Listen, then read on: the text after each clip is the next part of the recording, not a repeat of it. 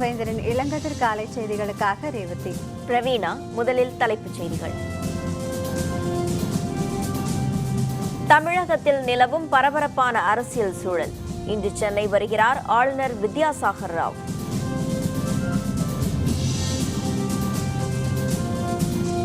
எம்எல்ஏக்களின் ஆதரவை பெறுவேன்.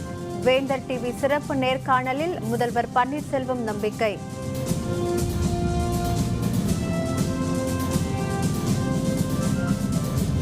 எதிரிகளின் சலசலப்புக்கு அஞ்ச மாட்டேன். அதிமுக பொதுச் செயலர் சசிகலா பேச்சு.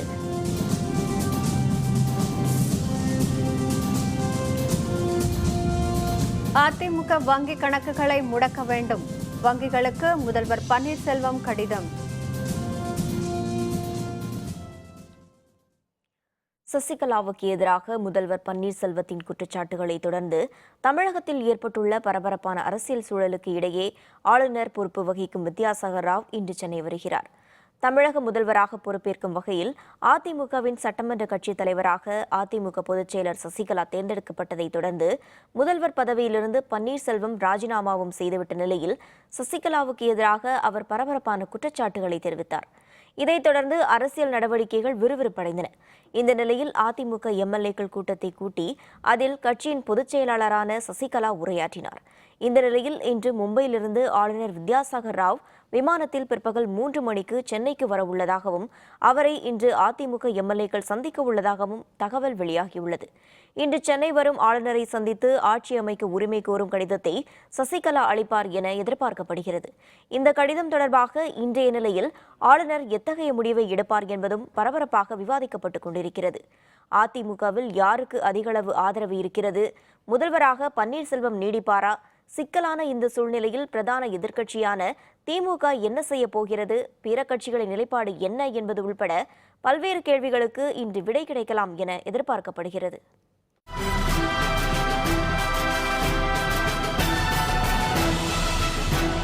துரோகங்கள் ஒருபோதும் வென்றது கிடையாது. பன்னீர்செல்வம் துரோகம் செய்தான் என்ற பெயர் என்னிடம் எப்பொழுதும் ஏற்பட்டதில்லை.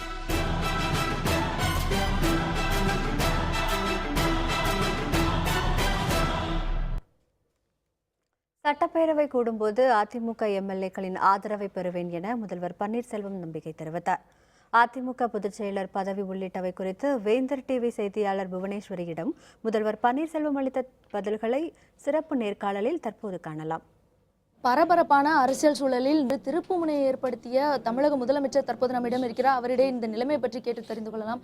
சார், தற்போது தங்களுக்கு தான் பெரும்பான்மை அதிகமாக இருக்கிறது, எனவே தங்களைத்தான் ஆட்சி அமைக்க கவர்னர் அழைக்க வேண்டும் சொல்லி அதிமுக எம்பிக்களும் எம்எல்ஏக்களும் டெல்லியில் போய் ரெசிடென்ட்டை சந்திக்க இருக்கிறாங்க. ஸோ இந்த நிலைமையில் உங்கள் கருத்து? தமிழகத்தினுடைய சட்டமன்றம் கூடுகின்ற பொழுது அங்கு தருகின்ற ஆதரவை பொறுத்துதான் சட்டமன்ற தலைவராக முதலமைச்சராக நீடிக்க வேண்டியது என்று சட்டத்தினுடைய நியதி. அதேமாதிரி அங்கு அனைத்து இந்திய அண்ணா திராவிட முன்னேற்றக் கழகத்தினுடைய அனைத்து சட்டமன்ற உறுப்பினர்களையும் அவருடைய நல்லாதரவை பெறுவேன் என்ற நம்பிக்கை எனக்கு உறுதியாக இருக்கிறது. இந்த நிலையில் கட்சியும் ஆட்சியும் ஒரே நபரிடமே இருக்க வேண்டும் நீங்கள் சொல்லியிருந்தீங்க. ஸோ நீங்கள் பொதுச் செயலாளராக போட்டியிடுவதற்கான வாய்ப்புகள் இருக்கா? ஏற்கனவே நான் இதை பற்றி சொல்லியிருந்தேன். கழகத்தினுடைய மூத்த முன்னோடிகள் தான் இந்த முடிவை எடுக்க வேண்டும், நான் ஒருவனாக எடுக்க முடியாது. கட்சியினுடைய இயக்கத்தினுடைய தொண்டர்கள் என்ன மனநிலையில் இருக்கின்றார்களோ அந்த மனநிலையை பிரதிபலிக்கின்ற, அதை நிறைவேற்றி தருகின்ற ஒருவரைத்தான் பொதுச் செயலாளராக கழகத்தினுடைய ஆட்சியினுடைய முதலமைச்சராக நாம் கொண்டு வர முடியும். அதுதான் மாண்புமிகு அம்மா அவர்களுக்கு செய்கின்ற நன்றிக்கடன் என்றாக நான் நினைக்கிறேன். இறுதியாக ஒரு கேள்வி, உங்களிடம் தற்போது எத்தனை எம்எல்ஏக்கள் ஆதரவு தெரிவிச்சிருக்காங்க? இன்னும் வராத எம்எல்ஏக்களுக்கு நீங்கள் சொல்ல விரும்பும் கருத்து? சட்டமன்றம் கூடுகின்ற பொழுது உறுதியாக அனைத்து இந்திய அண்ணா திராவிட முன்னேற்ற கழகத்தில் இருக்கின்ற அத்தனை உறுப்பினர்களும் எனக்கு உறுதியாக ஆதரவு தருகின்ற ஒரு நல்ல சூழல் ஏற்படும் என்பதை நீங்கள் கண்கூடாக காணத்தான் போகிறீர்கள். எனவே தற்போது இதற்கு அடுத்து வரும் சூழல்களை பொறுத்திருந்து பார்க்கலாம். முதலமைச்சர் இல்லத்திலிருந்து ஒளிப்பதிவாளர் இன்பச்சொல்லுடன் புவனேஸ்வரி. எதிரிகளின் சலசலப்புக்கு அதிமுகவோ தானோ அஞ்சப் போவதில்லை என அதிமுக பொதுச் செயலர் சசிகலா தெரிவித்துள்ளார். அதிமுக பொதுச் செயலரும் சட்டப்பேரவை கட்சி தலைவருமான சசிகலா தலைமையில் அதிமுக தலைமையகத்தில் எம்எல்ஏக்கள் கூட்டம் நடைபெற்றது. கூட்டத்தில் பேசிய சசிகலா 33 ஆண்டுகளாக ஜெயலலிதாவை நோக்கி வந்த துரோகங்களை அவரோடு இணைந்து தானும் சந்தித்திருப்பதாக தெரிவித்தார். இத்தனை நாட்கள் வராத எதிர்ப்பு எதிரிகளிடம் இருந்து கிளம்பியிருப்பதற்கு காரணம் அவர்கள் விரும்பாதது கட்சியில் நடைபெறுவதுதான் என கூறிய சசிகலா, இந்த சலசலப்புக்கு எல்லாம் அதிமுகவும் அஞ்சாது தானும் அஞ்சமாட்டேன் என குறிப்பிட்டார். துரோகங்கள் ஒருபோதும் வென்றதில்லை என்றும் அதுவும் அதிமுகவை வெல்லவே முடியாது எனவும் சசிகலா தெரிவித்தார். 3 ஆண்டு காலங்களில் எத்தனையோ நிகழ்வுகள், எத்தனையோ அதிர்ச்சிகள், மாண்புமிகு அம்மா அவர்களை நோக்கி வந்த பல துரோகங்களை அம்மா அவர்களோடு இணைந்து நானும் அவற்றை சந்தித்து இருக்கிறேன். அதையெல்லாம் வென்றும் இருக்கிறோம். இதையும் வெல்வோம். இத்தனை நாட்கள் வராத எதிர்ப்பு நம் எதிரிகளிடமிருந்து புறப்படுகிறது என்றால் என்ன அர்த்தம்? நம் எதிரிகள் விரும்பாதது இங்கு நடக்கிறது. அதனால்தான் இந்த சலசலப்பு. இதற்கெல்லாம் அனைத்து இந்திய அண்ணா திராவிட முன்னேற்ற கழகமும் அஞ்சாது, நானும் அஞ்ச மாட்டேன். அதிமுக தலைமை அலுவலகத்திலிருந்து பேருந்தில் அழைத்துச் செல்லப்பட்ட அதிமுக எம்எல்ஏக்கள் கிழக்கு கடற்கரை சாலையில் இருக்கும் கூவத்தூர் உல்லாச விடுதியில் அதிமுக எம்எல்ஏக்கள் தங்க வைக்கப்பட்டுள்ளனர். சென்னையில் நேற்று காலை அதிமுக எம்எல்ஏக்கள் கூட்டம் நடைபெற்றது. இந்த கூட்டத்தில் சசிகலாவுக்கு பதவி பிரமாணம் செய்து வைக்க ஆளுநர் காலதாமதம் செய்வதாகவும் குடியரசுத் தலைவரை சந்தித்து முறையிட முடிவெடுக்கப்பட்டதாகவும் கூறப்பட்டது. கூட்டம் முடிந்த பிறகு 3 சொகுசு பேருந்துகளில் 120க்கும் அதிகமான அதிமுக எம்எல்ஏக்கள் அழைத்துச் செல்லப்பட்டனர். பின்னர் கிரீன்வே சாலையில் உள்ள அமைச்சர் எடப்பாடி பழனிசாமி இல்லத்தில் ஆலோசனை கூட்டம் நடைபெற்றது. இதையடுத்து சொகுசு பேருந்துகளும் கிழக்கு கடற்கரை நோக்கி சென்றன.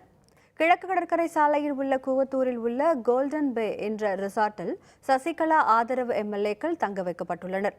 பதவி பிரமாணம் செய்து வைப்பது குறித்து ஆளுநர் முடிவெடுக்கும் வரை எம்எல்ஏக்கள் இங்கேயேதான் இருப்பார்கள் என தகவல்கள் வெளியாகியுள்ளன. 120க்கும் அதிகமான சட்டமன்ற உறுப்பினர்களும் பலத்த பாதுகாப்புடன் தங்க வைக்கப்பட்டுள்ளனர்.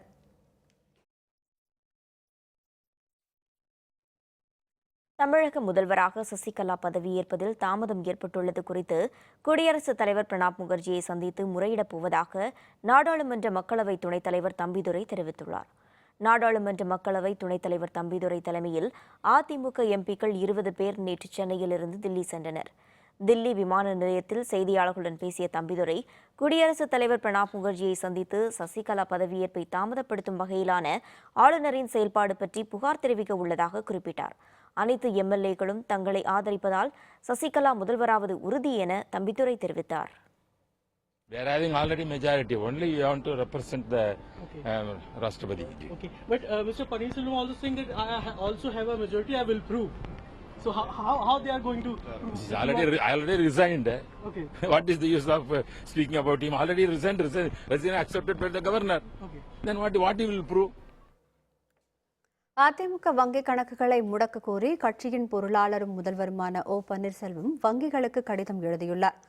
மயிலாப்பூரில் உள்ள பேங்க் ஆஃப் இந்தியா வங்கி கிளை, கரூர் வைஷ்யா வங்கி உள்ளிட்ட வங்கி கிளைகளின் மேலாளர்களுக்கு அவர் எழுதியுள்ள கடிதத்தில் ஜெயலலிதாவின் மறைவுக்கு பின்னர் அதிமுக பொதுச்செயலர் பதவி காலியாகவே உள்ளதாகவும் கட்சியின் பொருளாளரான தமது ஒப்புதல் இன்றி வங்கி கணக்குகளை யாரும் இயக்க அனுமதிக்க கூடாது என அவர் தமது கடிதத்தில் கூறியுள்ளார். தமது அனுமதியின்றி எந்த பண பரிமாற்றத்திற்கும் அனுமதி அளிக்கக்கூடாது எனவும் பன்னீர்செல்வம் கேட்டுக் கொண்டுள்ளார். பொதுமக்கள் வரும் 20ஆம் தேதி முதல் தங்களது வங்கி சேமிப்பு கணக்கிலிருந்து வாரம் 50,000 ரூபாய் வரை பணம் எடுக்கலாம் என ரிசர்வ் வங்கி அறிவித்துள்ளது. கடந்த ஆண்டு நவம்பர் மாதம் 8ஆம் தேதி இரவு 500 மற்றும் 1000 ரூபாய் பணத்தாள்கள் செல்லாது என்ற அறிவிப்பை பிரதமர் மோடி வெளியிட்டதை அடுத்து வங்கிகள் மற்றும் ஏடிஎம்களில் பணம் எடுக்க பல்வேறு கட்டுப்பாடுகள் விதிக்கப்பட்டன. ஏடிஎம்களில் முதலில் 2000 ரூபாய் வரை மட்டுமே பணம் எடுக்கலாம் என அறிவித்த ரிசர்வ் வங்கி பின்னர் அதனை படிப்படியாக உயர்த்தி தற்போது நாள் ஒன்றுக்கு 10,000 ரூபாய் பணம் எடுக்க அனுமதித்துள்ளது. இந்நிலையில் தற்போது வங்கியிலிருந்து பணம் எடுக்கும் அளவை வாரம் 24,000 ரூபாயிலிருந்து 50,000 ரூபாயாக ரிசர்வ் வங்கி உயர்த்தியுள்ளது. இதன் மூலம் வரும் 20ஆம் தேதி முதல் வங்கி சேமிப்பு கணக்கிலிருந்து இனி வாரம் 50,000 ரூபாய் வரை பணம் எடுக்க முடியும். மேலும் வரும் மார்ச் 13ஆம் தேதி முதல் பணம் எடுப்பதற்கான அனைத்து கட்டுப்பாடுகளும் தளர்த்தப்படும் என்றும் ரிசர்வ் வங்கி தெரிவித்துள்ளது. உத்தரப்பிரதேச மாநிலத்தில் முதற்கட்ட தேர்தல் பிரச்சாரம் இன்று மாலை 5 மணியுடன் முடிவடையும் நிலையில் தலைவர்களின் பிரச்சாரம் உச்சகட்டத்தை எட்டியுள்ளது. உத்தரப்பிரதேச சட்டப்பேரவை தேர்தல் 7 கட்டமாக நடைபெறும் நிலையில் முதல் கட்ட தேர்தல் வருகிற 11ஆம் தேதி தொடங்குகிறது. மொத்தமுள்ள 403 தொகுதியில் 73 தொகுதியில் முதற்கட்ட வாக்குப்பதிவு நடக்கிறது. இந்த தேர்தலில் ஆளும் சமாஜ்வாதியும் காங்கிரசும் கூட்டணி அமைத்துள்ளன. பாரதிய ஜனதா, அப்தானா தள் கட்சிகள் ஒரு அணியாகவும், பகுஜன் சமாஜ் தனித்தும் போட்டியிடுகின்றன. தேர்தல் உச்சகட்டத்தை எட்டியுள்ள நிலையில் 73 தொகுதியிலும் இன்று மாலை 5 மணியுடன் பிரச்சாரம் முடிவடைகிறது. பிரதமர் மோடி மற்றும் அமித்ஷா ஆகியோர் பாரதிய ஜனதாவுக்கு ஆதரவாக முனைப்புடன் பிரச்சாரத்தில் ஈடுபட்டுள்ளனர். முதல்வர் அகிலேஷ் மற்றும் காங்கிரஸ் துணைத் தலைவர் ராகுல் இணைந்து வாக்கு சேகரிப்பில் ஈடுபட்டனர். இன்று மாலை பிரச்சாரம் முடிந்ததும் வெளியாட்கள் தொகுதியில் வெளியேறுமாறு தேர்தல் ஆணையம் உத்தரவிட்டுள்ளது. ஓட்டுப்பதிவுக்காக பலத்த பாதுகாப்பு ஏற்பாடுகள் செய்யப்பட்டுள்ளன. மின்னணு முறையிலான பணப்பரிமாற்றத்தை பெரிய அளவில் விரிவுபடுத்த மத்திய அரசு நடவடிக்கை எடுத்து வருவதாக மத்திய நிதியமைச்சர் அருண்ஜேட்லி தெரிவித்துள்ளார். மாநிலங்களவையில் குடியரசுத் தலைவர் உரைக்கு நன்றி தெரிவிக்கும் தீர்மானத்தில் பேசிய அருண்ஜேட்லி, நவீன தொழில்நுட்பங்களையும் நமது நாட்டையும் யாரும் குறைத்து மதிப்பிடக்கூடாது எனவும், ரொக்க பணத்தை அடிப்படையாக கொண்டு பொருளாதாரம் இயங்குவது இப்போதைய காலகட்டத்தில் நாட்டு நலனுக்கு உகந்தது அல்ல என்றும் குறிப்பிட்டார். பணம் ரொக்கமாக அதிக அளவில் கையாளப்படும் போது கருப்பு பணம் உருவாகுவதற்கு வழிவகுக்கும் என சுட்டிக்காட்டிய நிதியமைச்சர், மின்னணு முறையில் பணப்பரிமாற்றத்தை மேற்கொள்பவர்களின் எண்ணிக்கை வேகமாக அதிகரித்து வருவதாகவும், நாட்டில் 1.5 லட்சம் வங்கி கிளைகளும் 2.10 லட்சம் ATM மையங்களும் உள்ளதாகவும் கூறினார். புதிய பணப்பரிமாற்ற வங்கிகள் தொடங்க பல நிறுவனங்களுக்கு அனுமதி அளிக்கப்பட்டதுடன் கிராமங்களில் உள்ள அஞ்சலகங்களும் நிதி சார்ந்த செயல்பாடுகளை மேற்கொள்ள நடவடிக்கை எடுக்கப்பட்டுள்ளதாக அருண்ஜேட்லி தெரிவித்தார். நாடாளுமன்றத்தில் பிரதமர் உரையின் போது தமது கட்சி எம்பிக்கள் தொடர்ந்து இடையூறு செய்து வருவதற்கு பிரதமரிடம் காங்கிரஸ் மன்னிப்பு கேட்க வேண்டும் என மத்திய அமைச்சர் பிரகாஷ் ஜவடேகர் தெரிவித்துள்ளார். குடியரசுத் தலைவரின் உரைக்கு நன்றி தெரிவிக்கும் தீர்மானத்தின் மீது நாடாளுமன்றத்தில் பிரதமர் மோடி உரையாற்றினார். பண மதிப்பிழப்பு நடவடிக்கை பன்னாட்டளவில் மேற்கொள்ளப்பட்ட மிகப்பெரிய நடவடிக்கைகளில் ஒன்று என்றும், ஊழலால் நாட்டின் ஏழை மற்றும் நடுத்தர மக்கள் கடுமையாக பாதிக்கப்பட்டதால் தான் கருப்பு பணத்திற்கு எதிராக இந்த நடவடிக்கை மேற்கொள்ளப்பட்டதாகவும் குறிப்பிட்டார். ஏறக்குறைய 35 ஆண்டுகள் மன்மோகன் சிங் இந்தியாவின் பொருளாதார கொள்கைகளில் ஆதிக்கம் செலுத்தியதாகவும், பல்வேறு ஊழல்களுக்கு இடையே அவர் மட்டும் மெல்லிய அளவில் நேர்மையானவராக இருந்ததாகவும், தன்னை காத்துக்கொள்ளும் கலையில் அவர் கைதேர்ந்தவராகவும் திகழ்ந்ததாக பிரதமர் மன்மோகன் சிங்கை கிண்டல் செய்தார். இதையடுத்து காங்கிரஸ் எம்பிக்கள் அனைவரும் மோடியை கண்டித்து அவையிலிருந்து வெளிநடப்பு செய்தனர். இதற்கு மத்திய அமைச்சர் பிரகாஷ் ஜவடேகர் தமது ட்விட்டர் பக்கத்தில் கண்டனங்களை தெரிவித்துள்ளதுடன், பிரதமர் உரையின் போது காங்கிரஸ் எம்பிக்கள் தொடர்ந்து இடையூறு செய்து வருவதாக குற்றம் சாட்டினார். இந்த செயலுக்கு பிரதமரிடம் காங்கிரஸ் மன்னிப்பு கேட்க வேண்டும் என ஜவடேகர் வலியுறுத்தினார்.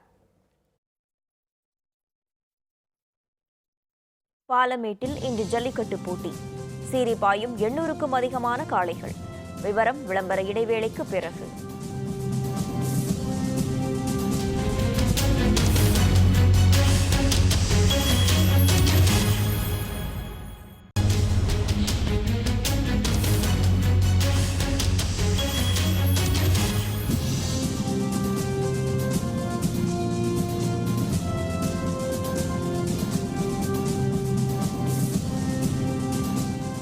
செய்திகள் தொடர்கின்றன. திருநெல்வேலி மாவட்டம் பாளையங்கோட்டை வஉசி திடலில் ஜல்லிக்கட்டு போராட்டத்தைப் போல மீண்டும் மாணவர்களை திரண்டதை அடுத்து அங்கு வந்த காவல்துறையினர் அவர்களை வெளியேற்றினர். ஜல்லிக்கட்டு நடத்த அனுமதி கோரி இந்த திடலில் இரவு பகல் பாராது ஆயிரக்கணக்கான மக்கள் போராட்டத்தில் ஈடுபட்டனர். இந்நிலையில் தமிழகத்தில் நிலவி வரும் அசாதாரண சூழலுக்கு எதிராக போராட மாணவர்கள் இங்கு மீண்டும் திரண்டனர். இதையறிந்த காவல்துறையினர் பேச்சுவார்த்தை நடத்தி மாணவர்களை கலைந்து போக செய்தனர். இதையடுத்து திடலுக்கு பூட்டு போடப்பட்டதுடன் அங்கு பாதுகாப்பு பலப்படுத்தப்பட்டது. இதனிடையே நடைபயிற்சி மேற்கொள்ள முடியாமலும் ஓய்வு எடுக்க முடியாமலும் அப்பகுதி மக்கள் சிரமத்திற்கு ஆளாகினர். மதுரை மாவட்டம் பாலமேட்டில் இன்று ஜல்லிக்கட்டு போட்டி நடைபெறுகிறது. ஜல்லிக்கட்டை முன்னிட்டு 1600 மாடுபிடி வீரர்கள் மற்றும் 850 காளைகள் போட்டியில் பங்கேற்பதால் இதனை காண ஆயிரக்கணக்கானோர் திரண்டுள்ளனர். தமிழகத்தில் ஜல்லிக்கட்டு நடத்த அவசர சட்டத்தை தமிழக அரசு இயற்றியது. இதைத் தொடர்ந்து அவனியாபுரத்தில் கடந்த 5ஆம் தேதி ஜல்லிக்கட்டு போட்டிகள் நடந்தன. இந்நிலையில் பாலமேட்டில் உள்ள மஞ்சமலை சுவாமி ஆற்றுத்திடலில் இன்று ஜல்லிக்கட்டு தொடங்கியுள்ளது. இதில் 850 காளைகளுக்கும் 1607 மாடுபிடி வீரர்களுக்கும் அனுமதி சீட்டு வழங்கப்பட்டுள்ளது. மருத்துவ பரிசோதனைக்கு பிறகு 1607 வீரர்கள் தேர்வு செய்யப்பட்டனர். மஞ்சமலை மகாலிங்கசாமி மடத்து கமிட்டி சார்பில் நடத்தப்படும் இந்த விழா காலை 8 மணிக்கு தொடங்கி மாலை 4 மணி வரை நடைபெறுகிறது. வெற்றி பெறும் வீரர்களுக்காக 2 புல்லட்கள், மோட்டார் சைக்கிள், 40க்கும் அதிகமான மிதிவண்டிகள், தொலைக்காட்சி பெட்டிகள் என ஏராளமான பரிசுகள் வழங்கப்பட உள்ளன. ஜல்லிக்கட்டு பாதுகாப்பு பணியில் 4 மாவட்ட காவல் கண்காணிப்பாளர்கள், 50க்கும் மேற்பட்ட துணை கண்காணிப்பாளர்கள் உட்பட 1500க்கும் அதிகமான காவல்துறையினர் ஈடுபட்டுள்ளனர். பாலமேட்டில் பல ஆண்டுகளுக்கு பிறகு ஜல்லிக்கட்டு போட்டிகள் நடைபெறுவதால் இதனை காண ஆயிரக்கணக்கானோர் குவிந்து வருகின்றனர். நாமக்கல் மாவட்டத்தில் ஜல்லிக்கட்டு நடத்தப்படும் கிராமங்களில் பட்டியலில் தங்களது கிராமங்களையும் சேர்க்க கோரி மாவட்ட ஆட்சியரிடம் கிராம மக்கள் மனு அளித்துள்ளனர். நாமக்கல் மாவட்டத்தில் அலங்காநத்தம், பொட்டிரெட்டிப்பட்டி மற்றும் தேவராயபுரம் ஆகிய 3 கிராமங்களில் மட்டுமே ஜல்லிக்கட்டு நடத்த தமிழக அரசு அனுமதி வழங்கியுள்ளது. இந்நிலையில் பல்வேறு கிராமங்களைச் சேர்ந்த இளைஞர்கள் தங்களது கிராமங்களிலும் ஜல்லிக்கட்டு நடத்த அனுமதிக்க கோரி மாவட்ட ஆட்சியரிடம் மனு அளித்து வருகின்றனர். சேலமத்தில் ஜல்லிக்கட்டு நடத்துவதற்கு அனுமதி கேட்டு மாவட்ட ஆட்சியர்கிட்ட ஏற்கனவே போன மாதம் 23ஆம் தேதி மனு கொடுத்துருக்கோம். அது சம்மந்தமாக அவங்க இது வரைக்கும் எந்த ஒரு நடவடிக்கையும் எடுக்கலை. விரைவில் எங்கள் சேலமலத்துக்கு ஜல்லிக்கட்டு நடத்த அனுமதி அளிக்கணும்னு மனு கொடுத்துருக்குறோம். கன்னியாகுமரி மாவட்டம் கடையாலுமூடு அரசு மேல்நிலைப் பள்ளியில் ரத்து செய்யப்பட்ட தேர்வு மையத்தை மீண்டும் ஏற்படுத்தி தரக்கோரி போராட்டம் நடைபெற்றது. கடையாலுமூடு அரசு மேல்நிலைப் பள்ளி அதிக மாணவர் எண்ணிக்கை கொண்டு செயல்படும் பள்ளியாகும். இந்த பள்ளியின் 12ஆம் வகுப்பு தேர்வு மையத்தை ரத்து செய்து கல்வித்துறை உத்தரவிட்டது. இதனால் இந்த பள்ளியைச் சேர்ந்த மாணவ மாணவிகள் களியல் பகுதியில் உள்ள பள்ளிக்கு சென்று தேர்வு எழுத வேண்டிய நிலை உள்ளதால் மீண்டும் தேர்வு மையமாக அறிவிக்க வலியுறுத்தி போராட்டம் நடைபெற்றது. முதன்மை கல்வி அலுவலர் அலுவலகத்தை விளவங்கோடு எம்எல்ஏ விஜயதாரணி தலைமையில் முற்றுகையிட்ட ஆசிரியைகள் உரிய நடவடிக்கை எடுக்க கோரிக்கை மனு அளித்தனர். அரசு பள்ளிக்கூடம் தனியார் பள்ளிக்கூடத்துக்கு கொடுத்துருக்காங்க. எங்க பிள்ளைங்க தனியார் பள்ளிக்கூடத்துல நாங்க எழுத போக மாட்டோம், கால் டிக்கெட் வாங்கவே மாட்டோம் அப்படின்னு பிடியா இருக்காங்க.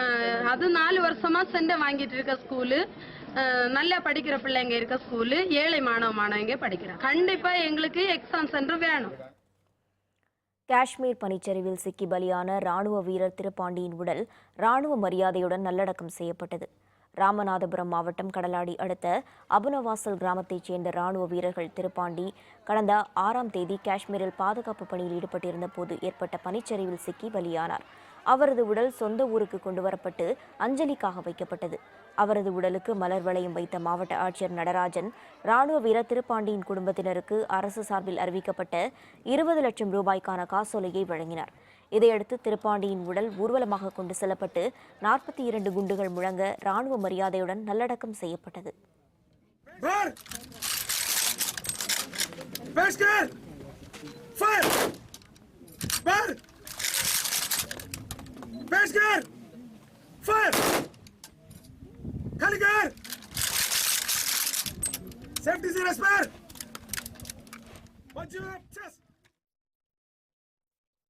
தமிழக அரசின் யானை சிறப்பு நலவாழ்வு முகாமிற்கு மயிலாடுதுறை மற்றும் திருக்கடையூர் கோவில்களைச் சேர்ந்த யானைகள் அனுப்பி வைக்கப்பட்டன. தமிழக அரசின் யானைகள் சிறப்பு நலவாழ்வு முகாம் கோயம்புத்தூர் மாவட்டம் தேக்கம்பட்டி வனப்பகுதியில் நடைபெறுகிறது. இதற்காக தமிழகத்தில் உள்ள பல்வேறு கோவில்களைச் சேர்ந்த யானைகள் தேக்கம்பட்டிக்கு கொண்டு செல்லப்படுகின்றன. இதன்படி நாகப்பட்டினம் மாவட்டம் மயிலாடுதுறை அருள்மிகு மயூரநாதர் கோவில் யானை அபயாம்பாள், திருக்கடையூர் கோவில் யானை அபிராமியும் சிறப்பு பூஜைகளுக்கு பிறகு வழியனுப்பி வைக்கப்பட்டன.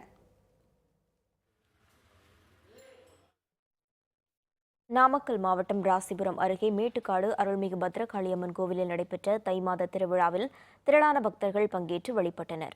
கடந்த வாரம் பூசாட்டுதலுடன் விழா தொடங்கியதை அடுத்து நாள்தோறும் சிறப்பு பூஜைகள் செய்யப்பட்டதுடன் பால்குட ஊர்வலம் நடைபெற்றது. இதனைத் தொடர்ந்து கரகம் எடுத்தல், அலகு குத்துதல், பூ மிதித்தல் உள்ளிட்ட நேர்த்திக்கடனை பக்தர்கள் நிறைவேற்றினர். விழாவில் முக்கிய நிகழ்வான உலக நன்மைக்காக எருமைக்கிடா வெட்டும் நிகழ்ச்சியில் திரளான பக்தர்கள் பங்கேற்றனர். பக்தர்களால் காணிக்கையாக வழங்கப்பட்ட எருமைக்கிடாக்கள் வெட்டப்பட்டு அங்குள்ள குழியில் போட்டு பக்தர்கள் மண் போட்டு மூடினர். இந்த நிகழ்ச்சியை காண ஈரோடு, சேலம் உள்ளிட்ட பல்வேறு பகுதிகளிலிருந்து ஏராளமான பக்தர்கள் திரண்டனர். பழனி அருள்மிகு தண்டாயுதபாணி திருக்கோவிலில் தைப்பூச திருவிழா இன்று சிறப்பாக நடைபெற்று வருகிறது. இதையொட்டி ஆயிரக்கணக்கான பக்தர்கள் காவடி எடுத்து நேர்த்திக்கடனை செலுத்தி சுவாமி தரிசனம் செய்து வருகின்றனர். தைப்பூச திருவிழா கடந்த 3ஆம் தேதி கொடியேற்றத்துடன் தொடங்கி சிறப்பாக நடைபெற்று வருகிறது. இன்று மாலை தைப்பூச தேரோட்டம் நடைபெறவுள்ள நிலையில் லட்சக்கணக்கான பக்தர்கள் பாத யாத்திரையாக தமிழகம் முழுவதிலும் இருந்து பழனிக்கு வந்துள்ளனர். முன்னதாக நேற்றிரவு முத்துக்குமார சுவாமி வள்ளி தெய்வானை திருக்கல்யாணம் பெரியநாயகி அம்மன் கோவிலில் நடைபெற்றது. திருக்கல்யாண நிகழ்ச்சியில் ஏராளமான பக்தர்கள் கலந்து கொண்டு அரோகரா என முழக்கமிட்டபடி முருகனை வழிபட்டனர். முன்னதாக முத்துக்குமாரசாமி வள்ளி தெய்வானைக்கு பால், தேன் உள்ளிட்ட பல்வேறு பொருட்களால் அபிஷேகங்கள் மற்றும் தீப ஆராதனை நடைபெற்றது. தைப்பூசத்தை ஒட்டி பழனியில் 500க்கும் அதிகமான காவல்துறையினர் பாதுகாப்பு பணியில் ஈடுபட்டுள்ளனர். தைப்பூசத்தை ஒட்டி இன்று ஒரு நாள் மட்டும் உள்ளூர் விடுமுறை அளிக்கப்பட்டுள்ளது. வங்கதேசத்துக்கு எதிரான டெஸ்ட் போட்டி ஹைதராபாத்தில் இன்று தொடக்கம். விவரம் விளம்பர இடைவேளைக்கு பிறகு.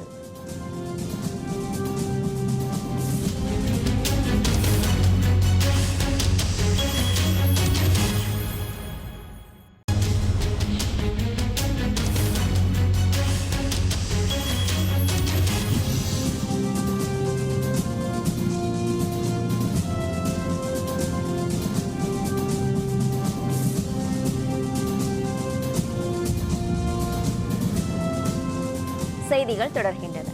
இனி அயலக செய்திகள்.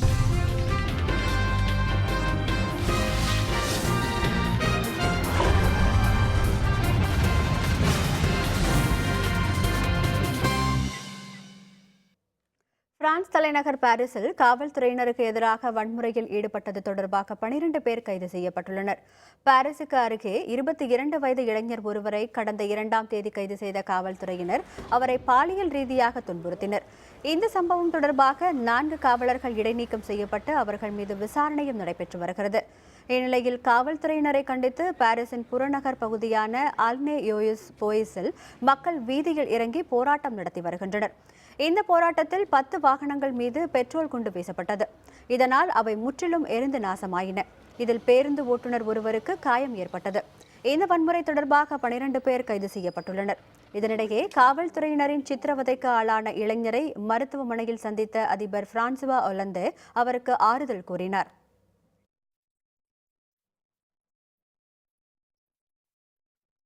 அமெரிக்காவில் ஒக்லஹாமா மாகாணத்தில் பற்றி எரியும் காட்டுத்தீயை அணைக்கும் பணியில் தீயணைப்புத் துறையினரும் வனத்துறையினரும் முனைப்புடன் ஈடுபட்டுள்ளனர். ஒக்லஹாமா மாகாணத்தின் ஆம்பர் வனப்பகுதியில் திடீரென தீப்பற்றியது. இதையடுத்து மளமளவென தீ பரவியது. தகவல் அறிந்து விரைந்து வந்த தீயணைப்புத் துறையினரும் வனத்துறையினரும் தீயை அணைக்கும் பணியில் ஈடுபட்டுள்ளனர்.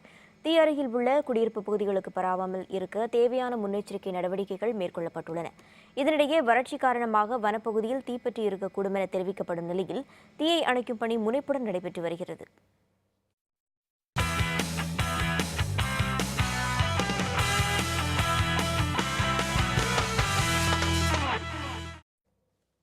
இந்தியா வங்கதேச அணிகளுக்கு இடையிலான டெஸ்ட் கிரிக்கெட் போட்டி ஹைதராபாத்தில் இன்று தொடங்குகிறது. இந்தியா வந்துள்ள வங்கதேச அணி ஒரே ஒரு டெஸ்ட் கிரிக்கெட் போட்டியில் விளையாடுகிறது. தெலுங்கானா மாநிலம் ஹைதராபாத்தில் இன்று காலை 9:30 மணிக்கு தொடங்குகிறது. இரு அணிகளும் இதுவரை 8 டெஸ்ட் போட்டிகளில் விளையாடியுள்ள நிலையில் அவற்றில் 6 போட்டிகளில் இந்திய அணி வெற்றி பெற்றுள்ளது. எஞ்சிய போட்டிகள் டிராவில் நிறைவடைந்தன. இந்த 8 போட்டிகளும் வங்கதேசத்தில் நடைபெற்றன. முதன்முறையாக இரு அணிகளும் மோதும் டெஸ்ட் போட்டி இந்தியாவில் நடைபெறவுள்ளதால் இன்றைய போட்டி முக்கியத்துவம் வாய்ந்ததாக கருதப்படுகிறது. விராட் கோலி தலைமையிலான இந்திய அணி தொடர் வெற்றிகளை குவித்து வரும் நிலையில் இந்த போட்டியிலும் தனது ஆதிக்கத்தை செலுத்தும் என எதிர்பார்க்கப்படுகிறது. அதேவேளை முஸ்பிகீர் ரஹீம் தலைமையிலான வங்கதேச அணி கடும் சவால் அளிக்கும் என கிரிக்கெட் ஆர்வலர்கள் கருதுகின்றனர். மீண்டும் தலைப்புச் செய்திகள். தமிழகத்தில் நிலவும் பரபரப்பான அரசியல் சூழல். இன்று சென்னை வருகிறார் ஆளுநர் வித்யாசாகர் ராவ். எம்எல்ஏக்களின் ஆதரவை பெறுவேன். வேந்தர் டிவி சிறப்பு நேர்காணலில் முதல்வர் பன்னீர்செல்வம் நம்பிக்கை. எதிரிகளின் சலசலப்புக்கு அஞ்ச மாட்டேன். அதிமுக பொதுச் செயலர் சசிகலா பேச்சு. அதிமுக வங்கி கணக்குகளை முடக்க வேண்டும். வங்கிகளுக்கு முதல்வர் பன்னீர்செல்வம் கடிதம்.